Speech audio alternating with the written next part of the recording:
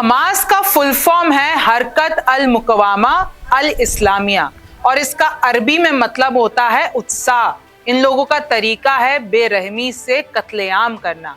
आज इसी हमास के चक्कर में पूरी दुनिया फंस के रह गई है। आज इसी हमास की राजनीति के चक्कर में कई मुस्लिम देश इजराइल के खिलाफ हो गए हैं।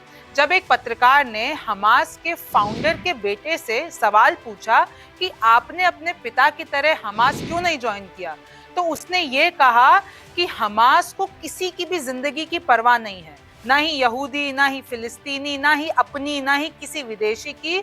उनको सिर्फ अपनी आइडियोलॉजी के लिए मरना पसंद है। इस पर ही हमास जो है ऑपरेट कर रहा है। इन लोगों का मोटो है इस्लामिक देश, इस्लामिक राज्य, और ये लोग 5 साल के बच्चे को ही ट्रेनिंग देना शुरू कर देते हैं। हमास में, जहाँ पर ये गाजा पट्टी में ये लोग रहते हैं, उनके बच्चों और उनके लोगों के पास और कोई ऑप्शन है नहीं। आज इसी हमास की कहानी और इनकी बेरहमी आज मैं आपको बताने वाली हूँ रिमझिम के इन 5 पॉइंट्स। हमास ने इजराइल को कैसे फंसाया, पूरी राजनीति है इसके पीछे, इस हमले के पीछे, जो अब डिकोड हो गई है। दूसरा है कि हमास के खूंखार 12 चेहरे कौन हैं, जो सिर्फ हमास या गाजा पट्टी से ही नहीं बल्कि अलग अलग कोनों से ऑपरेट करते हैं। तीसरा है कि हमास के कारण क्यों बौखला गया है यूएस, जो कि एक सबसे बड़ी पावर है दुनिया में, वो क्यों इस छोटे से हमास के कारण बौखला गया है। चौथा है कि हमास के पीछे चीन का हाथ निकल आया है। इसमें भी एक बड़ा दावा किया गया है, वो मैं आपको बताऊंगी। और पांचवा, हमास की इनसाइड स्टोरी क्या है। अब देखिए, आपने विजुअल्स तो बहुत सारे देख लिए होंगे जहां पर बेरहमी से कत्ले आम करे जा रहा है, लेकिन आप इस हमले के पीछे की राजनीति भी समझिए। आज एक लेख आया है दैनिक भास्कर ने, और इसको लिखने वाले हैं थॉमस एल फ्रीडमैन, जो कि पुलित्जर अवार्ड विजेता पत्रकार हैं, और द न्यूयॉर्क टाइम्स ने इन्होंने ये लेख छापा है। अब इनकी आप कुछ महत्वपूर्ण बातें देखिए। अब ये पूरा शुरू कहां से होता है? ये शुरू वहां से होता है 10 सितंबर 2023 को, जब इजराइल के कुछ डेलीगेट्स पहुंचते हैं सऊदी अरब। एक यूनेस्को का कोई कार्यक्रम होता है, तो इजराइल के डेलीगेट्स, अब मैं आपको बता दूं कि इतिहास गवाह है कि कैसे इजराइल के खिलाफ रहा है सऊदी अरब। जब ये इजराइल बना था तो सऊदी अरब ने आवाज उठाई थी। सऊदी अरब हमेशा से फिलिस्तीन का साथी रहा है, और ये पहली बार था 10 सितंबर 2023 को जब इजराइल का कोई डेलीगेट सऊदी अरब पहुंचा। इसके बाद 1 अक्टूबर 2023 को यहूदी मंत्री, यानी इजराइल के एक मंत्री हैं श्लोमो, वो रियाद पहुंचे, जो कि सऊदी अरब में है। इसको देखकर, ये तस्वीरें देखकर बौखला गया फिलिस्तीन और हमास। फिलिस्तीन और हमास ने ये देखा कि ये कैसे हो सकता है, इजराइल और सऊदी अरब में कैसे रिश्ते बन सकते हैं, इनके बीच में कैसे करीबी आ सकती है। तो फिर अब ये कहा जा रहा है, इस लेख के हिसाब से ये कहा जा रहा है कि हमास ने इजराइल को किया मजबूर, कि जैसे ये तस्वीर देखी उसके बाद फिलिस्तीन ने कहा कि हम किसी भी हालत में इजराइल और सऊदी अरब के अच्छे रिश्ते नहीं बनने दे सकते हैं। इसलिए ये जो गाजा पट्टी से हमास के संगठन ने हमला किया है यहूदियों पे, इजराइल पर, ये पूरी सोची समझी चाल थी, क्योंकि हमास को ये पता था कि अगर उसने इजराइल पर हमला किया तो इजराइल भी चुप नहीं बैठेगा। इजराइल गाजा पट्टी पे हमला करेगा और उसमें कई फिलिस्तीनियों की जान जाएगी। सिर्फ हमास के आतंकवादियों की जान नहीं जाएगी, बल्कि फिलिस्तीनियों की भी जान जाएगी। और फिलिस्तीनियों के समर्थन में सऊदी अरब जरूर बोलेगा, और जब सऊदी अरब इजराइल के खिलाफ होगा तो इनके जो यहाँ पे रिश्ते बनते हुए दिख रहे हैं उस पर पानी फिर जाएगा। ये देखो कि इसमें, इस लेख में बताया गया है कि कैसे हमास चाहता था कि फिलिस्तीन और इजराइल के ये जो करीबी बढ़ रही है ये ना बढ़े, इसलिए हमास ने गाजा पट्टी से इजराइल में यहूदियों पर हमला किया। और हुआ भी ऐसा। सऊदी अरब के जो लोग हैं, सऊदी अरब के जो देश हैं, उन्होंने फिलिस्तीनियों के समर्थन में आवाज उठाई है। और ये हमास की ही राजनीति है, जो लगभग 57 मुस्लिम देश अब इजराइल के खिलाफ हो गए हैं। खराब होंगे इजराइल और अरब के रिश्ते, यही मकसद था इस बार जो हमला हुआ है हमास का। नाकाम होगा यूएस का पूरा प्लान। अच्छा, यूएस ने, अमेरिका ने मध्यस्थता की थी कि सऊदी अरब और इजराइल के रिश्ते अच्छे हो जाएं, क्योंकि ये आप भी जानते हैं, मैं अपने पहले वीडियोस में भी बता चुकी हूँ कि इजराइल के बनने के पीछे कहीं ना कहीं एक बड़ा हाथ यूएस का रहा है, अमेरिका का रहा है। ये देखिए, एक बार फिर से मैप देख लीजिए, ये इजराइल, ये पहले फिलिस्तीनी इलाका था, फिर यहूदियों का जब इधर अब यहूदी बढ़ गए तो फिर ये इजराइल बन गया। यूनाइटेड नेशंस ने इसको मान्यता दी और जो फिलिस्तीनी लोग थे वो दो भागों में बट गए, एक चले गए गाजा पट्टी में, एक चले गए वेस्ट बैंक में। गाजा पट्टी में रहता है हमास संगठन, यानी हमास के आतंकवादी लोग, और वेस्ट बैंक में भी फिलिस्तीनी की सरकार चलती है। अब आपने ये तो देख लिया कि कैसे हमास के चाल में पूरी दुनिया आ गई, सऊदी अरब आ गया, इजराइल भी आ गया, और पूरी जो उनकी राजनीति थी वो कहीं ना कहीं काम करती हुई दिख रही है। अब आप ये भी देख लीजिए कि हमास के वो 12 खूंखार चेहरे कौन हैं जिन्होंने पूरी दुनिया में अभी बवाल मचा रखा है। सबसे पहला है शेख अहमद यासीन। यही जो है हमास का संस्थापक है। 1987 में इसने हमास की स्थापना की। ये मुस्लिम ब्रदरहुड का एक सदस्य था और ये फिलिस्तीनी मौलवी था। गली गली घूमकर प्रेयर्स और प्रचार करता था और 12 साल में इसने अपने पैर खो दिए थे। लेकिन एक इजराइल के साथ युद्ध हुआ जिसमें इजरायली हमले में 2004 में शेख अहमद यासीन की मौत हो गई।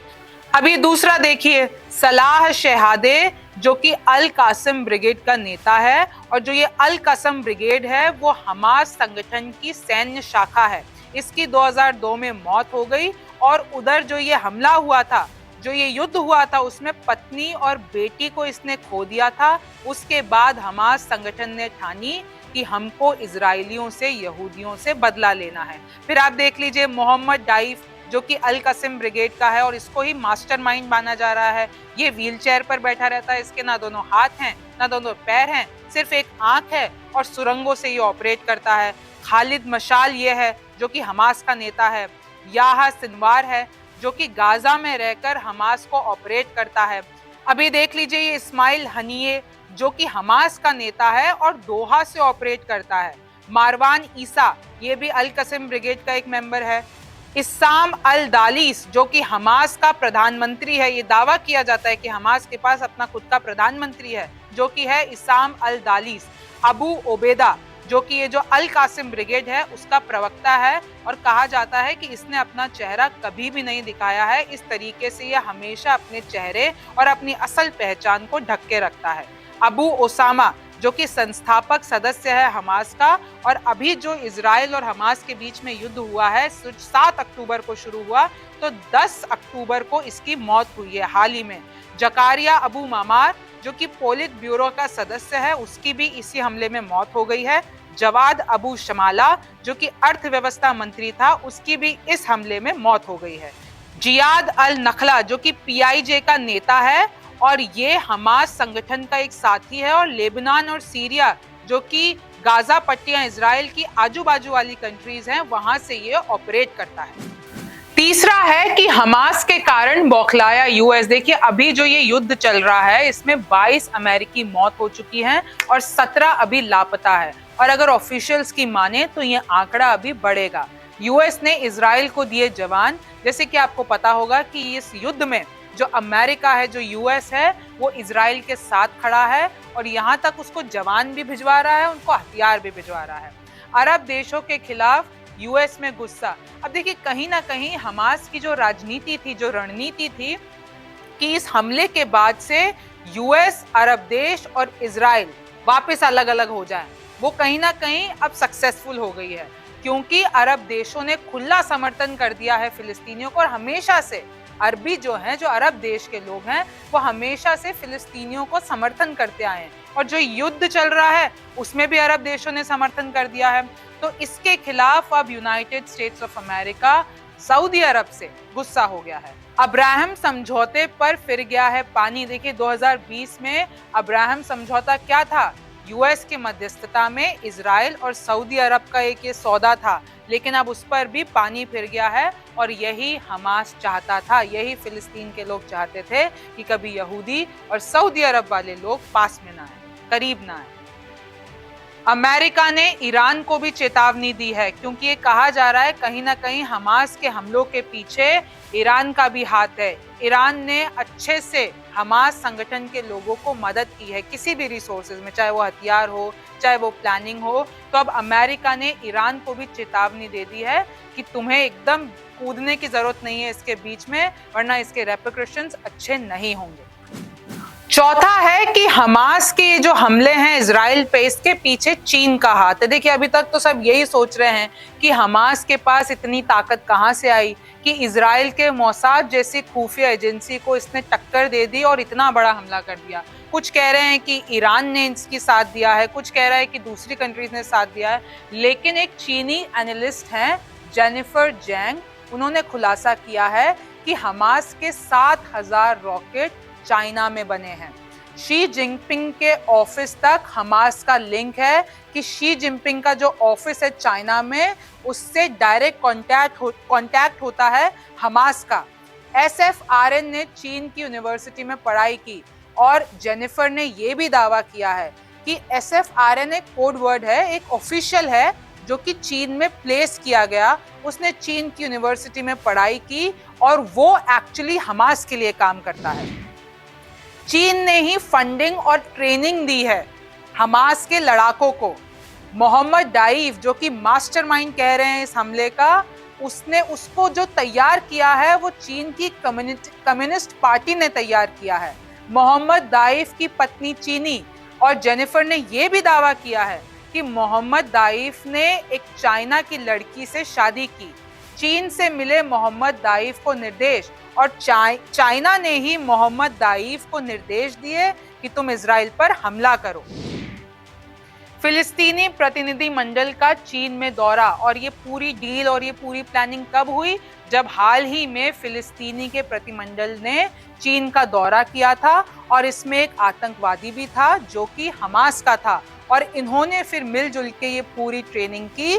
तो जेनिफर के हिसाब से ये चीज का खुलासा हो चुका है कि हमास के इस हमले के पीछे पूरी जो ट्रेडिंग, फंडिंग, हथियार, सब कुछ चीन का दिया हुआ, यहाँ तक कि प्लानिंग भी चीन की है। क्योंकि अगर US सऊदी अरब के रिश्ते बिगड़ते हैं इजराइल के साथ, तो कहीं ना कहीं इसका जो फायदा है वो चाइना को ही मिलेगा।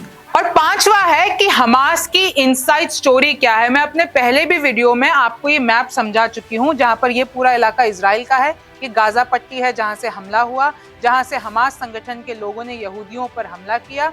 ये फिलिस्तीन 2 भागों में बटा हुआ है, एक वेस्ट बैंक और एक गाजा पट्टी। इधर आ जाता है मिस्र, इधर आ जाता है सऊदी अरब, ये सीरिया, ये लेबनान।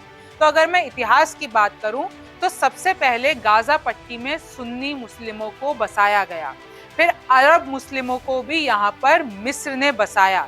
लेकिन तब तक तो यहाँ पर मिस्र का राज था। लेकिन फिर इसके बाद गाजा पट्टी पर इजराइल का कंट्रोल आ गया। फिर इसके बाद 1987 में मुस्लिम कट्टरपंथियों का हमास बना। देखिए, हमेशा से फिलिस्तीनियों और यहूदियों के बीच में जंग चली आई है, और इसका इतिहास मैं आपको पहले भी बता चुकी हूँ अपनी पहले वीडियोस में। लेकिन फिर आप ये देखिए कि 1987 में हमास बना था, उससे पहले यहूदियों और फिलिस्तीनियों की जंग चली रही थी। 2007 में जीता इस्लामिक रेजिस्टेंस मूवमेंट। तो फिर क्या हुआ? मैंने आपको बताया कि फिलिस्तीन 2 भागों में बटा हुआ है। तो जो गाजा पट्टी में है, 2007 में हमास की सरकार आ गई और बेमौत मारे जाते हैं गाजा के आम नागरिक। जब से हमास की यहाँ पर सरकार आई है, तब से जो ये फिलिस्तीनी आम नागरिक भी हैं, वो भी गाजा पट्टी में बेमौत मारे जाते हैं। बिजली, पानी, टेलीफोन इजराइल ने रोका, और ये कहा जाता है कि इजराइल का इनडायरेक्टली कंट्रोल है गाजा पट्टी पे। चाहे वो बिजली का मामला हो, चाहे वो पानी का मामला हो, चाहे वो टेलीफोन का मामला हो, चाहे वो किसी भी आने जाने का मामला हो, तो इजराइल इनडायरेक्टली गाजा पट्टी पे कंट्रोल रखता ही है। और अभी भी यही हो रहा है कि इजराइल ने गाजा पट्टी की नाकाबंदी कर ली है। ना वहाँ पे बिजली जा रही है, ना वहाँ पे पानी आ रहा है, यहाँ तक कि अस्पतालों में भी बिजली नहीं है, और जो गाजा में घायल लोग हैं वो मर रहे हैं। तो ये तो थी हमास की कहानी। और भी कुछ दावे किए जा रहे हैं, ये देखिए आप। कहा जा रहा है कि इजराइल ने मिस्र से आई हुई संकेतों को इग्नोर किया, इसलिए हमास इतना बड़ा हमला इजराइल पर कर पाया। इजराइल में अभी हाल ही में PM बेंजामिन के खिलाफ विरोध हुआ था, उनकी नीतियों का विरोध हुआ था। कहा जा रहा है कि इजराइल के जवानों ने अभी वैसा संघर्ष नहीं देखा है जो उनके पूर्वजों ने देखा था। उन्होंने अत्याचार सहे थे, फिलिस्तीनियों और यहूदियों की लंबी लंबी जंग चलती थी। और वहीं हमास के लड़ाकों की बात करें तो हमास में तो जिंदगी ही जेल की तरह है, सबसे ज्यादा हमले वहीं होते हैं, इसलिए अब उनको किसी का डर नहीं है और वो इस तरीके के आतंकवादी बन चुके हैं। और दावे किए जा रहे हैं कि ईरान, सीरिया, लेबनान और चीन की तरफ से इस हमले में हमास को मदद मिली और वो इजराइल पर इतना बड़ा हमला कर पाए। अब देखिए, जो इजराइल और हमास के बीच का युद्ध है, ये जमीनी टुकड़े के लिए भी है, ये धर्म के लिए भी है और ये ग्लोबल राजनीति के लिए भी है। अब खैर आगे क्या होगा ये तो वक्त बताएगा। आप न्यूज़ 24 देखते रहिए। मैं हूं रिमझिम जेठानी, फिर मुलाकात होगी। नमस्कार, मैं हूं मानक गुप्ता। अगर आपको हमारा ये वीडियो पसंद आया हो तो इसे लाइक और शेयर जरूर करें और हाँ, हमें सब्सक्राइब और फॉलो करना ना भूलें ताकि आप देश और दुनिया की कोई खबर मिस ना करें। तो जुड़े रहिए हमारे साथ और देखते रहिए न्यूज़ 24।